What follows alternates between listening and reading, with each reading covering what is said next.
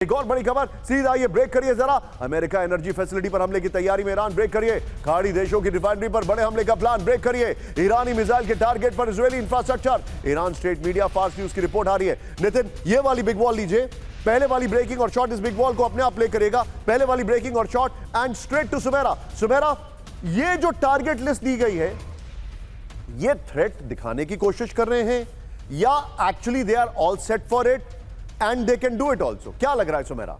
निशान, देखिए जाहिर सी बात है ये इस वक्त थ्रेट के लिए है और ईरान आखिरी वक्त तक ये चाहेगा कि वो ये ना करे। लेकिन अगर वो ये कह रहे हैं कि अगर अमेरिका ऐसा हमला करता है जैसा कि अमेरिका कह रहा है और अगर ईरान को लगता है कि ये उनके जो सिविलियन इंफ्रास्ट्रक्चर है उसको नुकसान पहुंच रहा है तो वो इसे एस्केलेट करेगा और कर सकता है। पूरी तरह से केपेबल भी है और तैयार भी है।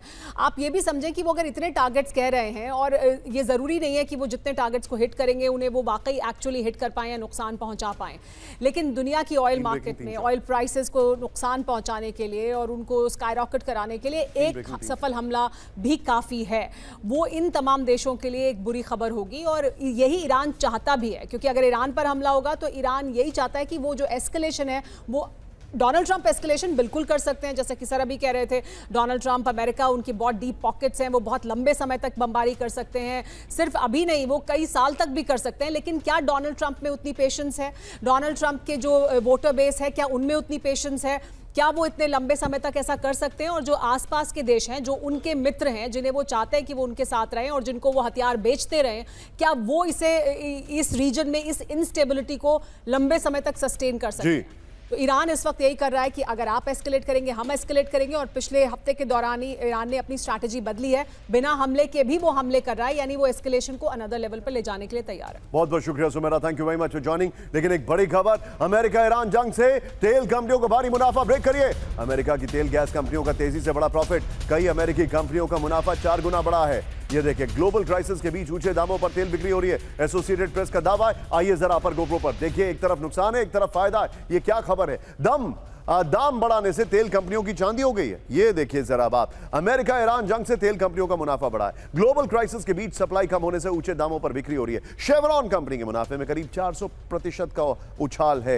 एक्सियन मोबाइल को दूसरी तिमाही में 105% का फायदा है। स्प्रिंग ऑयल कंपनी को 42% से ज्यादा की कमाई है। जंग में अमेरिका में करीब 40% बढ़े पेट्रोल डीजल के दाम। ये बड़ी खबर है। एक और बड़ी खबर, सीधा ये ब्रेक करिए। ईरान की अमेरिका को युद्ध विस्तार की चेतावनी, ब्रेक करिए जरा।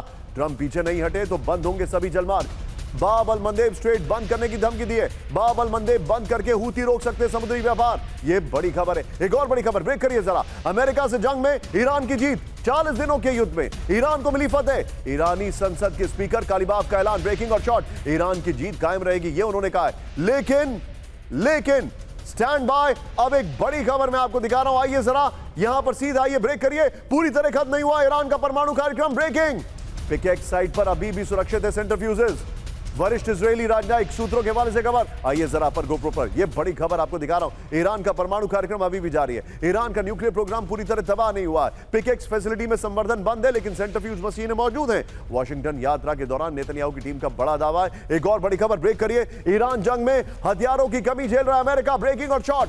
पेट्रियट मिसाइलों के स्टॉक में भारी कमी, ब्रेकिंग और शॉट। थर्ड इंटरसेप्टर का स्टॉक आधा हुआ है, ब्रेकिंग और शॉट। ये देखिए जरा नितिन, ये वाली खबर और ऑयल कंपनियों को मुनाफा हुआ, ये दोनों हम साथ लेंगे। ये वाली ब्रेकिंग और शॉट और ऑयल कंपनियों को मुनाफा।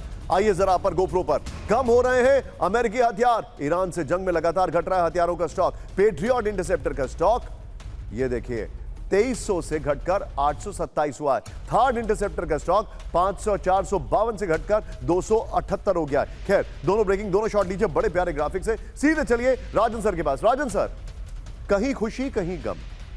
खुशी क्या है कि भाई ऑयल कंपनीज का मुनाफा हो रहा है। गम क्या है कि ट्रंप को एग्जिट रूट नहीं पता है। मैं आप ही के आर्टिकल का रेफरेंस ले रहा हूं जो आपने बड़ा अच्छा पीस लिखा था इंडियन एक्सप्रेस में। लेकिन सर मेरा सवाल यह है, what is the exit plan? ये सिर्फ स्टॉक मार्केट को मैनिपुलेट करेंगे? Is he playing the long game और is he playing the short game? ये फ्यूचर ट्रेडिंग कर रहे हैं, डे ट्रेडिंग कर रहे हैं बिजनेस के हिसाब से, और is he looking at the world?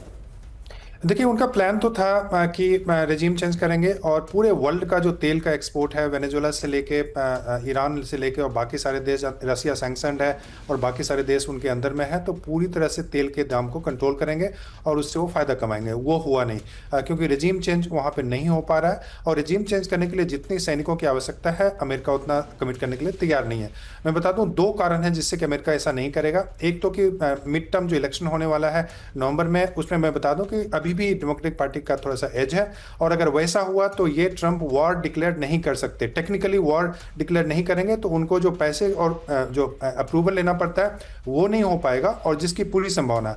तो एक तो हुआ, तो नवंबर के बाद संभावना यह है कि वो लेम डक प्रेसिडेंट बन जाएंगे और वॉर डिक्लेयर की अगर करना भी है तो उनको पहले करना पड़ेगा और उससे करने से पहले जिस ढंग की तैयारी चाहिए वो उनके पास तैयारी है नहीं। और अगर ऐसा करते हैं तो डेमोक्रेटिक एक मैसिव विक्ट्री हो सकती है जो हाउस ऑफ रिप्रेजेंटेटिव का इलेक्शन होने वाला है उसमें नवंबर में।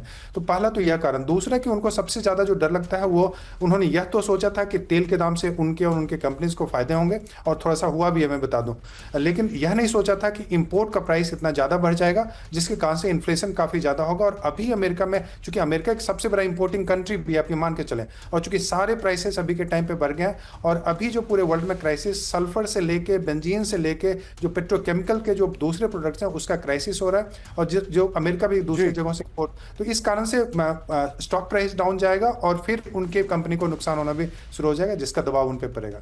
आप जो बता रहे हैं सर, बी विद मी, क्योंकि अब एक कहानी में ट्विस्ट ला रहा हूं। ब्रांडिंग चेंज करिए, जरा दिखाइए मुझे। कुछ दर्शक मैसेज कर रहे हैं, नितिन, कीव में कोहराम, ये बड़ी खबर आ रही है, लेकिन आगे बढ़ने से पहले अब यहां पर टेंशन है।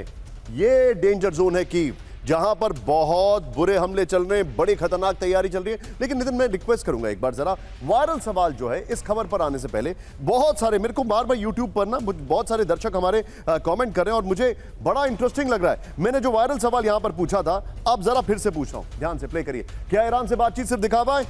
लोग क्या जवाब दे रहे हैं ये देखिए। यस, शुभम काले, आप अजय भारती जी ने सुमेरा जी को सैल्यूट किया है, thank you. The stocks are just use to manipulate stock market, Prakhar कह रहे हैं। ओके, शौर्य सिंह, प्रखर, वैसे आपका ये जवाब ना मेरे दिमाग में एकदम से हिट कर रहा है बार बार। दिखावा है, दिखावा भी है और नहीं भी है, क्योंकि यूएस अभी भी प्रॉफिट के बारे में सोच रहा है, शौर्य सिंह ने कहा। प्रथमेश जी ने कहा yes, nice display, thank you very much साहब, पूरी टीम को थैंक यू है। यहां पर संजीव जी कह रहे हैं यस, यहां पर मनीष वाशने कह रहे हैं दीपक सर इज वेस्ट, यहां पर थैंक यू वेरी मच। एक और सज्जन अपना नाम लिखिए, वो राजन सर की तारीफ कर रहे हैं, थैंक यू वेरी मच। यहां पर